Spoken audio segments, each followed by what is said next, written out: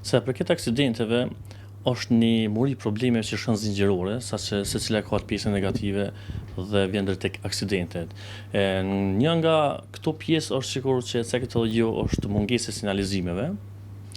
Pika e dytë apo pika më kryesore është infrastruktura jo e duhur, jo e rregull, jo e mirë, për shkak që kemi po e si shembull, kemi zhavor në rrugë, kemi kyçe ku nuk ka sinjalizim, kemi kyçe ku janë të padukshme që vjen drejt tek rreziku dhe për shkak infrastrukturës jo adekuate, atëherë vjen edhe te, mund të them ashtu, të një huti e vozitjes që vjen drejt tek aksidentet, ku pjesën kryesore apo faqësinë kryesore ka vetë shoferi apo vetë personi, për shkak që duhet të kemi kujdese mbi gjendjen që kemi sot momentale. Qytetari nuk mund të ndryshon gjendjen, nuk mund të vendosë sinjalizimin, nuk mund të rregulloj infrastrukturën, po mund të rrisë kujdesin.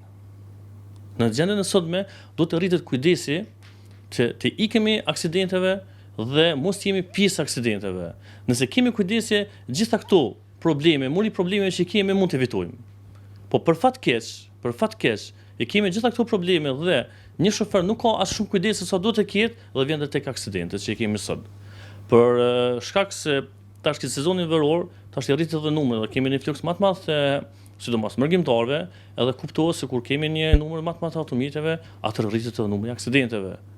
Por çka do të bëjmë të zvogëlohet apo mos të kemi një numër shumë të madh aksidenteve, atëherë janë institucionet fajtore që mund të rregullohet kjo pjesë që zvogëlohet numri i aksidenteve. Cilat janë ato?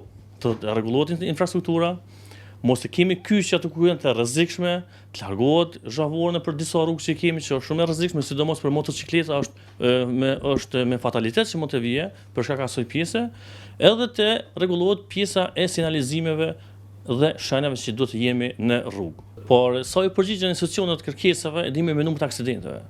Përderisa nuk kemi ulje të aksidenteve, çka mund të themi që janë duke ndërmarrë në drejtim? Apo në cilat rrugë janë duke ndërmarrë që të rritet niveli i sigurisë? Gjeni rrugë që kanë ndërmarrë diçka që të rritet, do të thotë siguria. Mund të themi shumë pak, si mund të themi fare, mund të themi shumë pak. Përderisa institucionet nuk ndërmarrin në këtë drejtim, atëherë si mund të ulet numri i aksidenteve? Për të ulur numrin e aksidenteve do të punojmë në atë drejtim të ulit numrin e aksidenteve. E që në realitet ne nuk punojmë në atë drejtim dhe vetëm presmi nga mëshira e Zotit të ulit numrin e aksidenteve. Po për atë arsye nuk ulit numri i aksidenteve. Para disa viteve ndryshoi ligji, u rritën çmimet e gjobave me pretendim se do të ulit numri i aksidenteve. Nuk e ul numrin e aksidenteve gjova. Vjedisimi e ul numrin e aksidenteve. A jemi duke punuar në drejtim të vjedësimit? Zero. A kemi fond për sigurinë e komunikacion? Kom dëgju për një kolege, 15.000 euro do të thotë për një vit për sigurinë e komunikacion, 15.000 euro. Çfarë vlerë është, çfarë shumë është, çka do të bëhet me 15.000 euro për një vit sigurinë e komunikacion?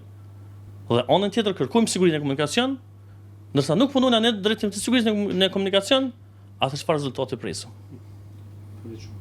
Faleminderit nga ju.